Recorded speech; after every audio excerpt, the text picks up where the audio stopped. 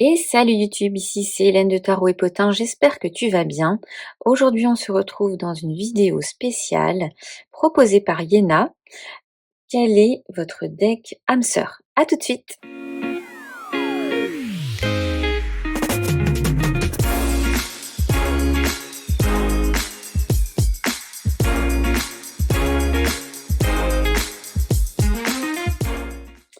Alors j'ai décidé de reprendre ce super tirage proposé par Yéna, c'est-à-dire qu'on va partir à la découverte de notre deck âme sœur, celui qui est présent dans notre collection logiquement.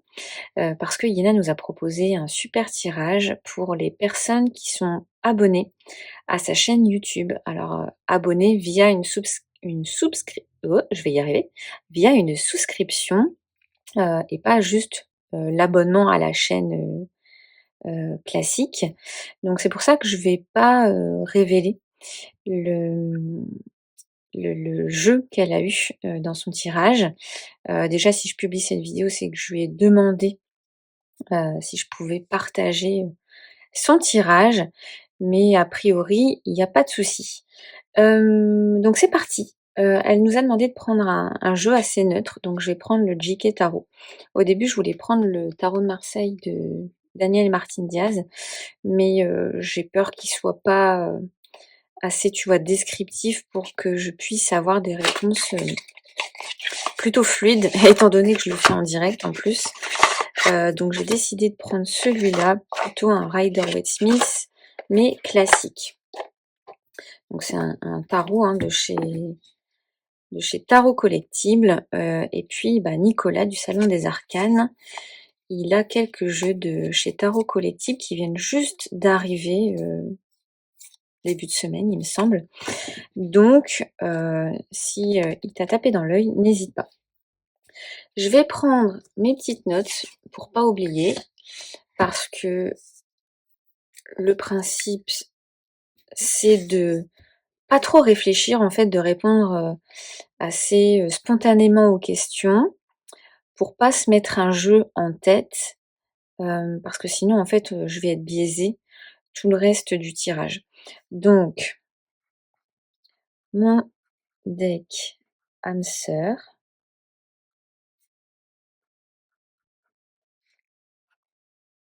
Donc, la question 1, c'est quelle est la première impression quand on découvre ce jeu, quand on ouvre la boîte de ce jeu, quelle est sa vibe?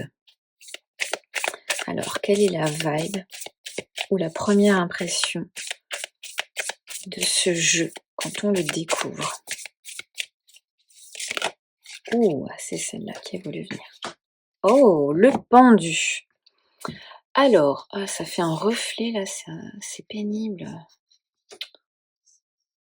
Voilà, je vais la mettre là sur le côté. Alors, avec le pendu, je vais noter mes cartes aussi. Le pendu, c'est un deck contemplatif. Moi, je le vois ça comme ça. Donc, je vais noter ce qui me passe par la tête. Un deck contemplatif.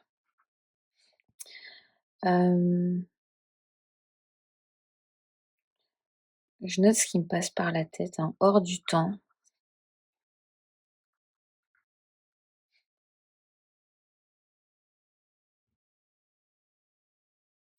Hors du temps ou d'une époque passée.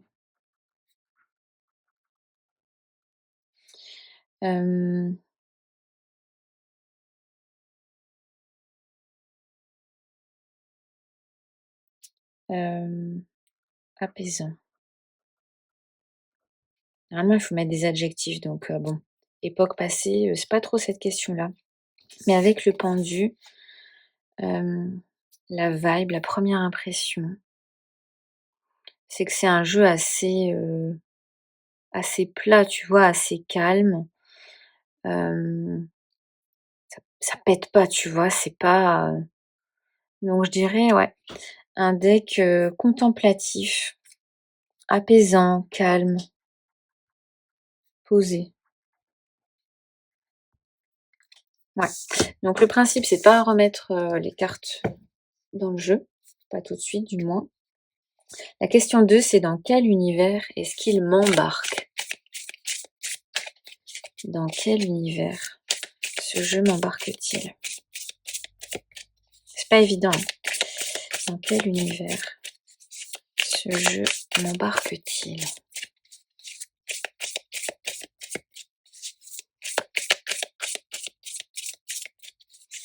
Dans quel univers ce jeu m'embarque-t-il? Oh! Bon. Dans quel univers? C'est quand même 2 énergies complètement différentes, hein, pendu, as de bâton. Mais je dirais que, surtout avec ces 2 associations-là, je dirais il m'embarque dans un univers qui est assez, créatif.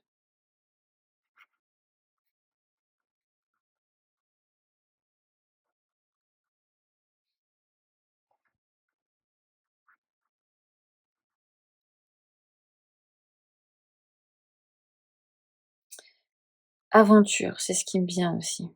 Créatif, aventure, extérieur, j'ai ça qui me vient.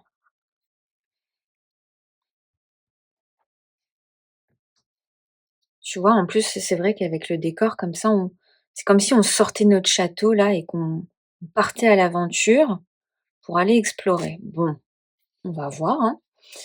J'essaye de pas du tout penser aux jeux que j'ai dans ma collection, en fait, comme ça je me fais pas, biaiser. Quel est le style des illustrations? Quel est le style des illustrations? Elle a voulu venir très rapidement. Le hiérophante. On est sur du tradi, les gars. Sur du traditionnel pour moi avec le hiérophante. Oh, ça fait des vilains reflets là. C'est pénible. Alors, on est sur du traditionnel.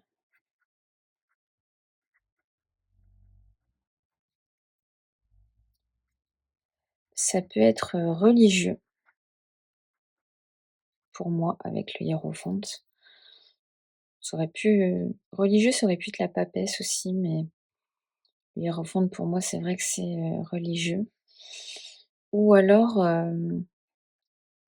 institution, c'est ce qui me vient comme ça. Même si institution, c'est peut-être plus la justice, mais avec le hiérophante, il y a quelque chose aussi de très cadré, de très structuré, d'une manière un peu moralisatrice, tu vois? Donc ouais, institution. Ça, c'était quoi la question? Ah, c'était le style des illustrations. Mmh.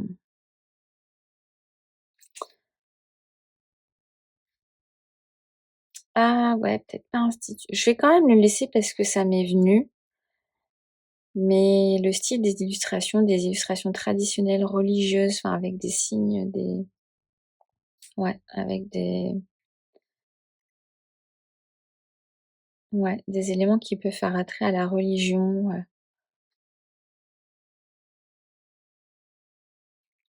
Je vais quand même noter, ancien, même si, on n'est pas sur un ermite non plus, mais j'y vois quelque chose de plus ancien dans la tradition et cetera. Comment est-ce qu'il se distingue ce jeu? Comment est-ce qu'il se distingue? Est-ce qu'il a un signe de distinction? Comment est-ce qu'il se distingue?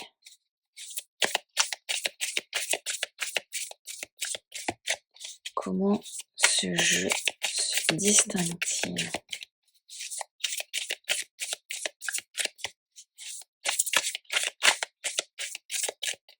C'est celle-ci. Oh! Comment est-ce qu'il se distingue de denier? Oh, c'est pas facile, hein.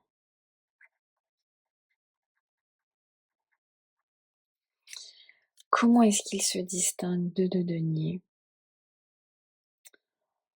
Hem, je pense qu'il peut avoir C'est comme s'il y avait une certaine dualité dans ce jeu, 2 polarités. Hem,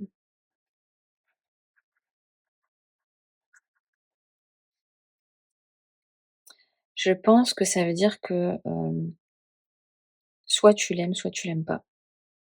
Comment est-ce qu'il se distingue? Il y a pas de demi-mesure. C'est, soit tu l'aimes, soit tu l'aimes pas. Mais c'est compliqué de tu vois? Il laisse pas indifférent. Hem,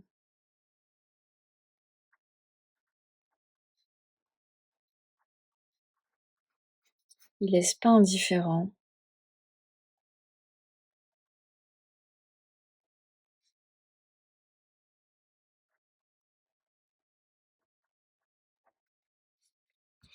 Ah, c'est pas évident quand même d'avoir des descriptions, très marquées là, mais pour moi, ouais. Comment est-ce qu'il se distingue, le 2 de denier? Normalement, c'est plutôt quelque chose de physique, tu vois? Mais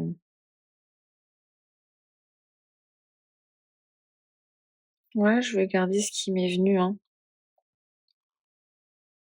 2 polarités, soit on l'aime, soit on le déteste, mais il y a pas trop de demi-mesure, qui laisse pas indifférent. Oui, donc ensuite on reprend toutes les cartes et on les remélange. C'est pour ça que je les ai notées. Parce que là, on va aller chercher, la carte talisman qu'il y a dans ce jeu pour moi. Quelle est la carte talisman de mon deck âme sœur? Puis à la fin, moi, ce qui serait intéressant, c'est d'aller voir, cette carte. Quelle est la carte talisman de mon deck âme sœur? Quelle est la carte talisman de mon deck âme sœur? Ah, c'est celle-ci qui a voulu venir. Waouh! La reine d'épée!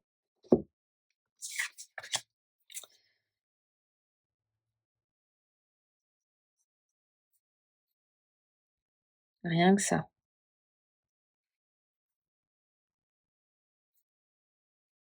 La reine d'épée. OK, donc ça va être super intéressant d'aller voir, la reine d'épée qui sera dans mon jeu. Hem, la question 6, c'est: qu'est-ce qu'il vient apaiser? Quel rôle il joue? Ce que mon deck âme sœur vient apaiser chez moi, quel rôle il va jouer?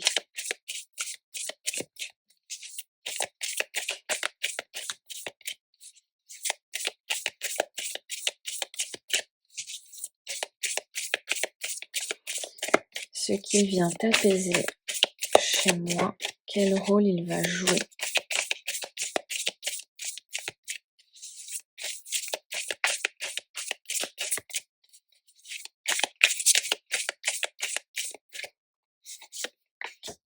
Waouh! Valet de denier. OK.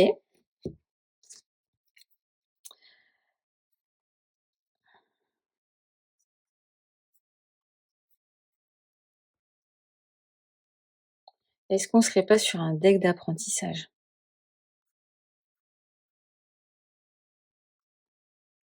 Pour moi, le valet de denier, c'est un peu ça, hein.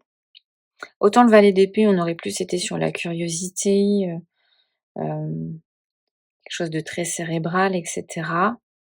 Là, on est sur un deck d'apprentissage par l'application, par la pratique. Hem,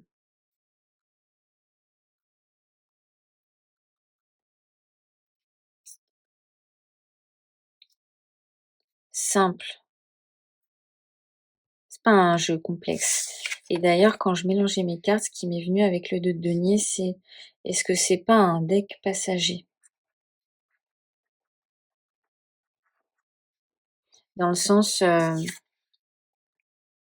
parce qu'il y a cette idée de alors on n'est pas sur une tempérance, mais avec le 2 de denier, il y a quand même, quelque chose de, comment dire? Qui se transmet, tu vois? D'une main à l'autre et je me demande si c'est pas un deck, que j'utilise que certains moments de l'année, pendant des saisons particulières, des choses comme ça. Ce qu'il vient apaiser, quel rôle il joue chez moi? Heu, L'apprentissage, la pratique, la simplicité. Je pense que c'est un jeu peut-être avec lequel soit j'ai appris pas mal de choses sur le tarot ou soit un jeu, hem, assez simple d'utilisation avec lequel j'aime bien revenir, tu vois? Il y a de ça quand même. Pourquoi je ferme mon stylo? Alors, question 7, il en reste 2. Cette vidéo, elle va être assez courte, hein. Hem, le moment ou le contexte, de son arrivée dans ma vie. À quel moment, en fait, il est arrivé dans ma vie? À quel moment ou le contexte de son arrivée?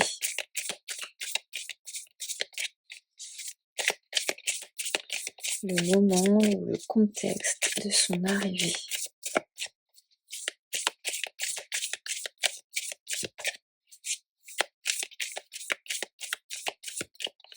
Le moment... Ouh là, il y en a trop. Moi, j'en prends qu'une seule quand elle tombe comme ça. Le moment ou le contexte de son arrivée. Il y en a 2.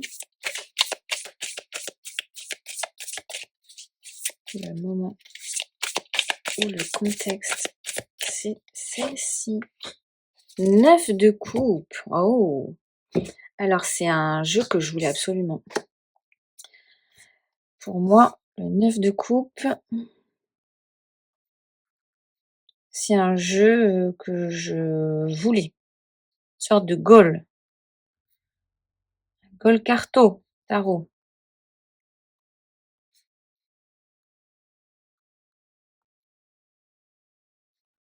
Tu vois, c'est pas oh tiens, il est sympa ce tarot. Non, non. C'est qu'à mon avis, je connaissais sa sortie et je le voulais. Ok, ok. Et enfin, pourquoi est-ce que c'est lui et pas un autre?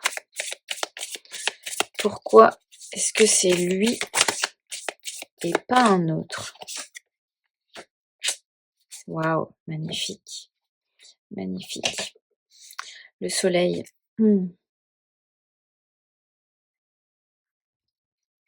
Alors le soleil, il va, bah, c'est un jeu qui me met en joie. Voilà, tout simplement. C'est un jeu qui me met en joie.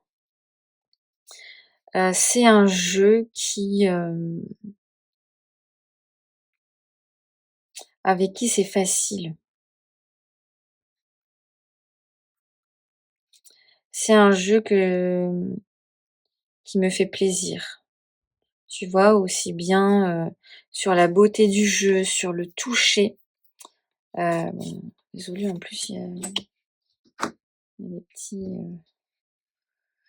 ouais, c'est vraiment, le plaisir, des yeux, du toucher, de l'utiliser.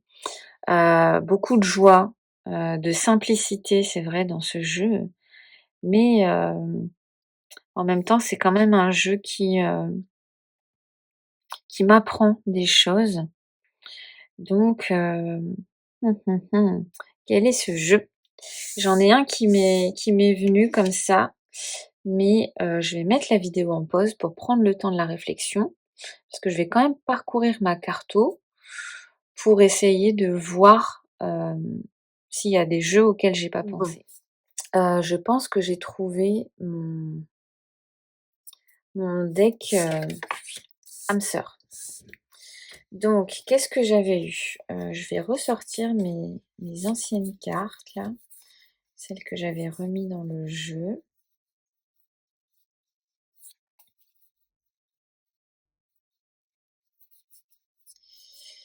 Où sont-elles?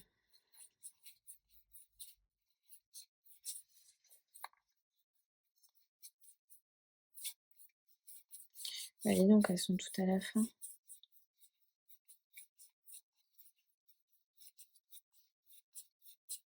Alors, il y avait le pape, il y avait le 2 de denier.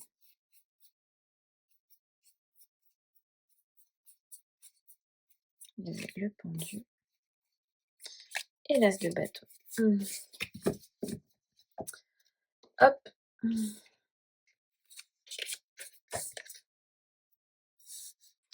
Donc maintenant que j'ai trouvé mon jeu, je vais essayer, avant de te révéler lequel c'est, je vais essayer de te dire où j'en suis, pourquoi j'en suis arrivée là. Donc de base, la première impression, la vibe de ce jeu quand on le découvre, c'est celle du pendu. J'avais mis que c'était plutôt un deck contemplatif, hors du temps ou d'une époque passée, un jeu assez apaisant, calme, posé. Pour moi, c'est vrai que la carte du pendu, c'est un jeu qui va pas forcément chercher à te séduire tout de suite. Il y a quelque chose de contemplatif, peut-être un petit peu déroutant, qui t'invite à regarder un petit peu au-delà des images. Donc peut-être regarder les détails du jeu. C'est des jeux, ça peut être un jeu qui a une sorte de profondeur cachée, dissimulée. Ça peut être un jeu qui te demande du temps avant de le comprendre aussi. Ça peut être un jeu un peu silencieux au début, puis une fois que tu l'auras compris, deviendra, plus limpide. Comme s'il te révélait, ses secrets petit à petit. OK. Ensuite, la deuxième question, c'était: «Dans quel univers est-ce qu'il m'embarque?» Donc là, j'avais eu l'as de bâton, que j'ai interprété comme un univers qui est très créatif pour moi, un univers qui se passe plutôt à l'extérieur, qui t'emmène un peu à l'aventure, puisque l'as de bâton, c'est, l'énergie brute, de l'élément feu, donc c'est un peu le démarrage d'une quête. C'est un jeu qui, quand tu apprends à le découvrir, n'est pas si passif que ça, n'est pas si passif que, à travers le pendu qu'on peut, qui est son énergie quand on le découvre comme ça. C'est un univers, puisque là on parle de l'univers, qui, qui va plutôt nourrir mon identité créative plutôt que, le côté prédictif par exemple. C'est plutôt un univers qui est inspirant de par ses décors, ses paysages et cetera, plutôt que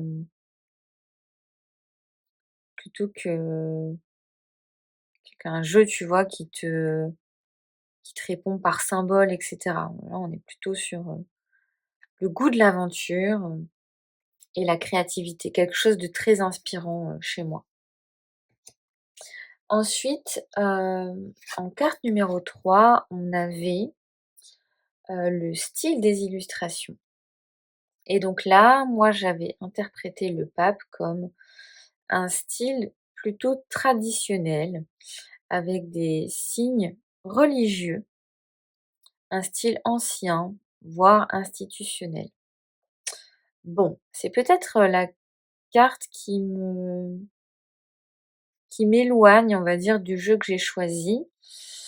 Parce que les autres, c'est vrai qu'elles collent assez, mais celle-là, j'avoue que j'ai un petit peu de mal. Mais en y pensant, il y a des cartes qui peuvent faire penser à ça, même si c'est pas dans le style graphisme, on va dire, puisque moi je l'aurais plutôt interprété comme un jeu assez classique, inspiré de traditions anciennes, voilà. Mais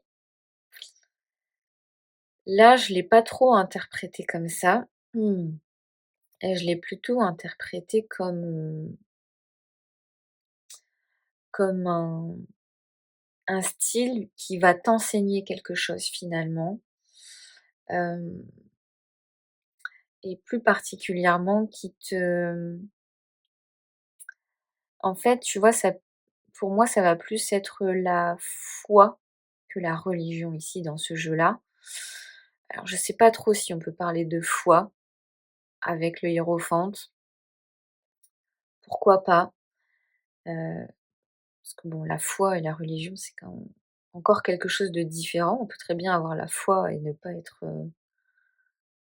ne pas, pratiquer ou croire en une certaine religion. Donc je dirais que là, on est plutôt sur un style graphique qui est, formateur, qui nous enseigne quelque chose et moi, je vais peut-être plus aussi parler de mentor ici. Je t'amène déjà vers des pistes. Mais j'avoue que c'est la carte qui a peut-être le plus de mal à coller pour moi, au niveau du jeu que j'ai choisi. Ensuite, la question numéro 4, c'est, comment est-ce qu'il se distingue? Et là, j'avais eu le 2 de denier. Donc là, on va plutôt penser avec cette question à la signature du jeu. Avec le 2 de denier, c'est vrai qu'on est sur une carte de mouvement, donc moi j'avais exprimé le fait qu'il avait peut-être 2 polarités, que soit on l'aimait, soit on le détestait, mais que c'était un jeu qui laissait pas indifférent et j'avais mis deck passager que j'utiliserai peut-être qu'à certaines périodes. C'est un jeu avec le 2 de denier, c'est vrai qu'il peut mélanger plusieurs styles. Ça aurait pu être par exemple un deck collaboratif, peut-être, parce que, on est plutôt sur un mélange ici de quelque chose. Mais c'est aussi un jeu qui va pouvoir s'adapter à tout type de tirage pour moi. Hem,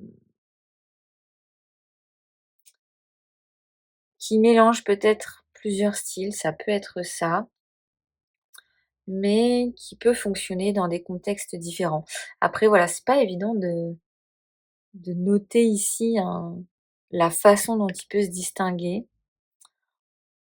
parce que bon, l'utiliser dans des contextes différents, bon bah ça peut être beaucoup de jeux, hein. Donc c'est sûr que c'est pas facile, mais moi je vois plutôt le côté fluctuation, dans le sens où, effectivement dans le jeu que j'ai choisi, c'est un jeu que j'utilise pas forcément toute l'année, mais seulement à certaines périodes de l'année. Donc voilà. Ça, c'est ce qui me fait penser à ça, c'est les marées. Enfin, c'est la mer qu'on voit derrière et ça me fait penser aux marées, où un coup il laisse la place aux autres et un coup il revient en force et quand il revient, il est très présent. La question, numéro non, la carte talisman, elle est où? C'est celle-là. C'est celle-là. Ma carte talisman, c'est la reine d'épée. Donc bon, qu'est-ce qu'elle me dit cette reine d'épée en carte talisman? Ça parle de lucidité émotionnelle, de peut-être, lever le voile sur certaines illusions peut-être. C'est un Ça peut être un jeu qui est assez franc, assez tranchant, mais qui va justement m'ouvrir les yeux peut-être sur certaines choses pour, m'aider à prendre des décisions, plutôt rationnelles qu'émotionnelles, même si bon, on reste sur une reine avec, de l'élément eau, hein, n'est-ce pas? Donc c'est peut-être un jeu qui m'aide pardon, à être plus honnête avec moi-même. Poser des limites aussi avec la reine d'épée, qui m'aide à poser des limites, à fixer des limites. Ce qu'il vient apaiser, chez moi, quel rôle est-ce qu'il joue? Le valet de denier. Hem, je l'avais interprété comme un deck d'apprentissage, hem, un deck, avec lequel je pratique réellement, dans le sens où je vais, faire des exercices, des choses comme ça. Mais aussi il y a un deck qui est pour moi est facile à utiliser. Revenir à de la simplicité et cetera. Ça pourrait tout à fait être un deck, classique, on va dire, mais il ne l'est pas. Mais par contre, c'est vrai qu'avec le valet de denier, c'est un jeu qui est,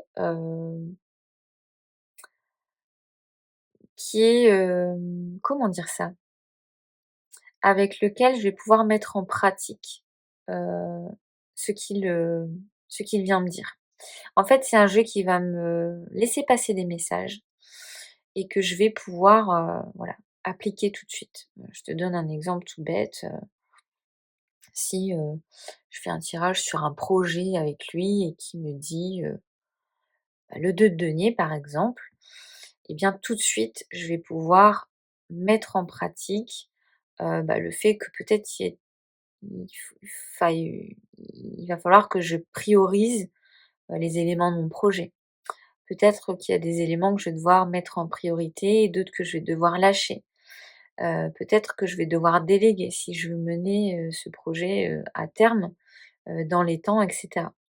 Donc tu vois, c'est un jeu qui m'apporte finalement des réponses, pratico-pratiques, des choses à mettre en application dans la vraie vie et pas des messages non plus, hyper, philosophiques qui vont rester, voilà, qui vont, partir dans les oubliettes, on va dire. Donc voilà, c'est aussi un jeu qui m'aide à apprendre, ça c'est indéniable. Voilà, c'est un jeu qui ancre aussi beaucoup, qui m'aide à être ancrée. Mmh. Le moment ou contexte, où il est arrivé dans ma vie, 9 de coupe, j'avais mis, ben, un Go le carreau, un jeu que je voulais, hem, un objet qui fait du bien, hein, c'est ça aussi. C'est un jeu qui fait du bien, donc c'est certainement un moment où, j'avais besoin, heu, de satisfaire, on va dire, mon côté, collectionneuse de tarot. Puisqu'il y a une certaine forme de satisfaction, hein, dans le 9 de coupe qui est indéniable, de satisfaction, de bien-être, de, ça y est, j'ai, heu, j'ai ce jeu dans ma collection et c'est plaisant en fait et je le laisserai pas partir, quoi. Et enfin, pourquoi lui et pas un autre? Bah, là, j'avais interprété le soleil comme, c'est un jeu qui me met en joie, avec lequel c'est facile. Un jeu qui me fait plaisir et bah, le soleil, c'est voilà, c'est la vitalité, c'est, l'authenticité aussi, hem, voilà, la simplicité, j'ai trop rien d'autre à dire. C'est vraiment un jeu avec lequel, c'est vrai que j'ai jamais de tirage décevant avec lui. Donc pourquoi lui et pas un autre? Bah, parce qu'il m'apporte beaucoup de joie, dans ma pratique, on va dire et puis voilà. Donc ce jeu, alors je vais te montrer un tout petit truc, parce que quand tu vas voir le jeu, tu vas te dire: «Bon, il y a rien de religieux par rapport, au hiérophante et cetera». Parce que cette carte-là, c'était le style des illustrations. Mais voilà, petit clin d'œil, en fait, il y a toujours cette dame des Guadalupe qui est sur la boîte de ce jeu. Donc elle est toujours dessus. Je me suis dit: «Bon, ça fait pas partie du style des illustrations, mais quand même» et donc le jeu en question, bah, c'est le Alter Tarot. Tadam! Donc c'est marrant parce qu'en fait, j'ai essayé vraiment de pas penser à un jeu de ma collection et je crois que j'ai commencé à penser à lui, alors un tout petit peu à un moment donné ici et puis après quand c'est parti sur le pape et cetera, plus trop Et après, j'ai repensé à lui, ici. Mais au début, je pensais aussi au Soul Shadow à un moment donné, ça m'est parce que quand j'ai vu, l'apprentissage, la pratique, la simplicité, j'ai vraiment cru que ça allait être le Soul Shadow Tarot.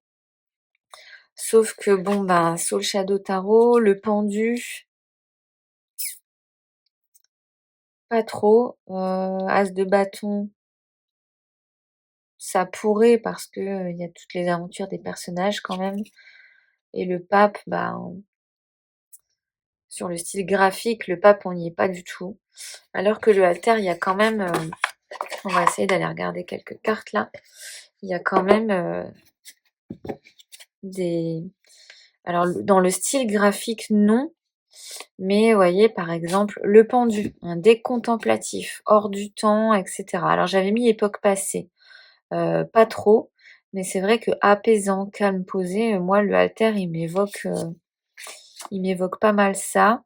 Et après, on a cette sorte de filtre quand même qui fait penser à une époque passée, même si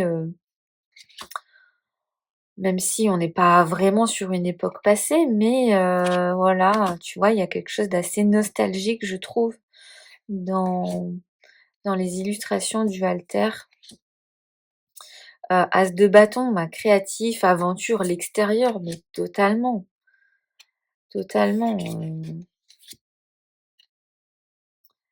Et il y a quand même certaines cartes, moi, qui m'ont... Bah voilà, elle est là, hein. Cette carte de la grande prêtresse. Pour moi, c'est très religieux, ça. Et j'en ai des frissons. Voilà. Tu vois, cet aspect du pendu aussi, avec le 4 de bâton et le réveil ici, qui nous parle du temps. C'est comme si le temps était suspendu avec ce jeu. Tu vois? Quelque chose d'assez hors du temps. Je sais pas trop comment expliquer ça. Et l'extérieur, l'aventure, bah oui, hein. On y est totalement pour moi.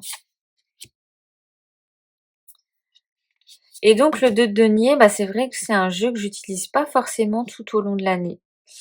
Je l'utilise, beaucoup plus par exemple entre septembre et décembre. Et après, dans les moments comme maintenant, un peu moins quand même. Donc c'est peut-être pour ça que ce côté de denier est ressorti peut-être. Et donc deck d'apprentissage, oui quand même si, bon, j'ai quand même beaucoup plus appris avec le Soul Shadow par exemple. Mais deck d'apprentissage dans le sens où c'est un système particulier, que c'est le seul comme ça que j'ai et peut-être même le seul qui existe, au monde. Puisqu'il mélange cartomancie traditionnelle et tarot. Donc voilà, de toute façon tu le connais, hein. Valet de denier aussi parce que oui, c'est un jeu avec lequel je pratique des exercices, qui me donne des conseils, très concrets à mettre en place, malgré son côté assez, liminal. Et 9 de coupe parce que, bah oui, bien évidemment que quand j'ai vu la dinguerie, parce que le halter quand même, je rappelle le contexte, je me souviens très bien du jour où je l'ai acheté. Je pense même que c'est un... Ouais, peut-être que je me souviens d'affaires sensibles aussi, mais ouais, je me souviens quand même pas mal de mes achats d'Iéna, tellement c'est un peu compliqué parfois. Mais lui, clairement, ça a été tellement facile. Je me souviens que je rentrais du cheval, c'était un samedi, fin de matinée. Par hasard, je vois, Nico Salon des Arcanes et Iéna en live. Je me mets sur le live et là, la dinguerie, Iéna qui nous montre ce jeu.